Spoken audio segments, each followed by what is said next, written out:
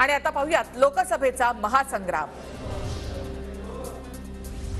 प्रकाश आंबेडकर अप्रत्यक्षपणे भाजपला मदत होईल असं काही करणार नाहीत। त्यांना संविधानाचं रक्षण करायचं आहे। आंबेडकरांसोबत आमची उत्तम चर्चा। संजय राऊतांची प्रतिक्रिया। ईव्हीएम ऐवजी मतपत्रिकेवर निवडणुका घ्याव्या लागू शकतात। धाराशिवचे जिल्हाधिकारी डॉक्टर सचिन ओंबासे यांचं निवडणूक आयोगाला पत्र। मराठा समाजाकडून जास्त उमेदवारी अर्ज दाखल होण्याची शक्यता।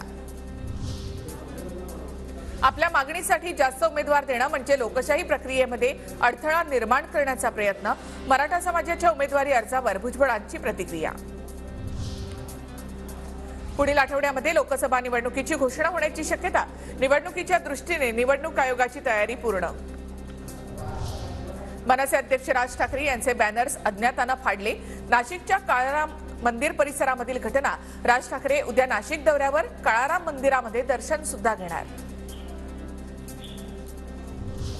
मुंबई उत्तर मध्य लोकसभा मतदारसंघासाठी काँग्रेसकडून राज बब्बर यांचं नाव चर्चेत। दिल्लीमधून राज बब्बर यांचं नाव पुढे करण्यात आल्याची माहिती। काँग्रेसच्या आजच्या बैठकीत निर्णय होण्याची शक्यता। पुण्यामधील भाजप कार्यकर्त्यांमधील धुसफूस चव्हाट्यावर। महापालिकेजवळ माजी महापौर मुरलीधर मोहोळ यांच्या विरोधात बॅनरबाजी।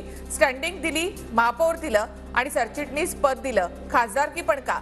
आता बास, तुला नक्की पाडणार कष्टाळू भाजप कार्यकर्ते, असा बॅनरवर उल्लेख।